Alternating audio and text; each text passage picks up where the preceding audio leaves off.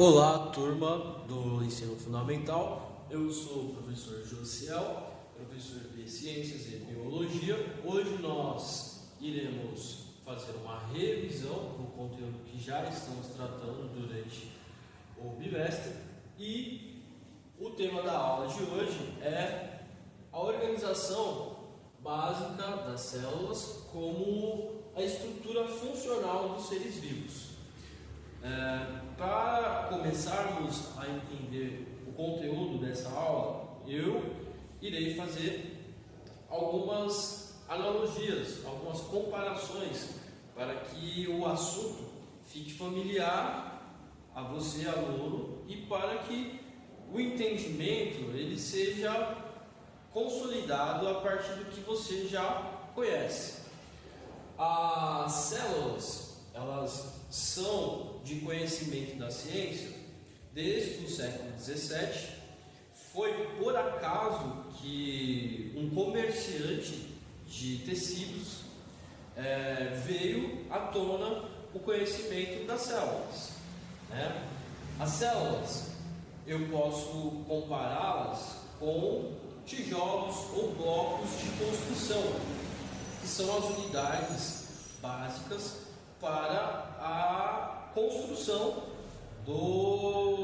das instalações que nós conhecemos. Por exemplo, um prédio, uma casa, uma delegacia, um hospital, todas elas têm em comum como base de unidade para a construção o tijolo, o bloco.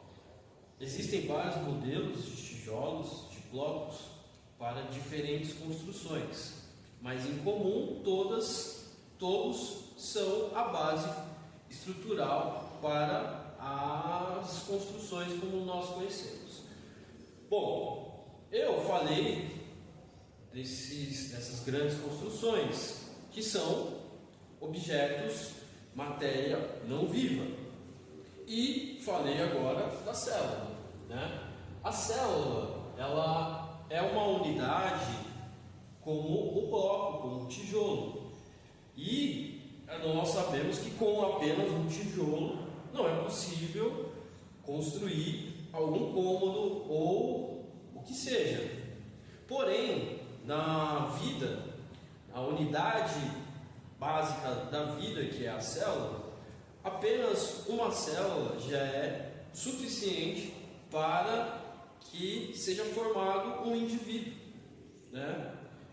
Por exemplo, as bactérias, por exemplo, algumas algas, algumas espécies de algas, muitas espécies de bactérias, protozoários, os micro-organismos no geral, são seres ditos unicelulares.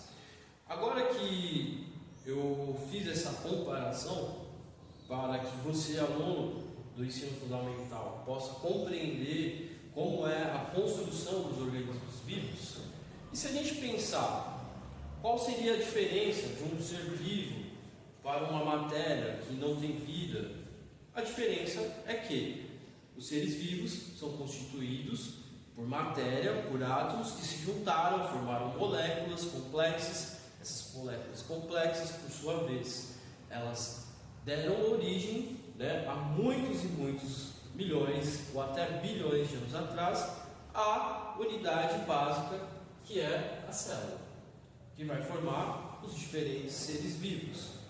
Como eu fiz a comparação sobre a unidade básica da vida, que é a célula, com os blocos de tijolos, que tem diferentes modelos, as células também têm diferentes modelos.